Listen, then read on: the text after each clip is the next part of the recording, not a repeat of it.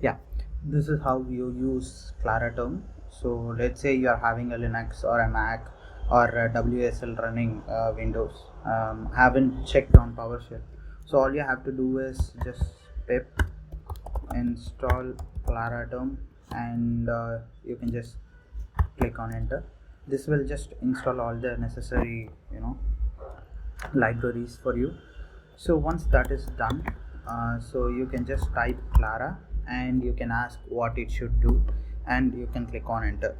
What it will do is it'll just use it just uses before first version used to have this OpenAI key where I will just go and take generate the code and all those things from OpenAI, which where you should provide an OpenAI key, but it isn't feasible. So I just integrated G4F, which is GPT for free, which just takes all the providers and checks all the provider and gets you the code for free.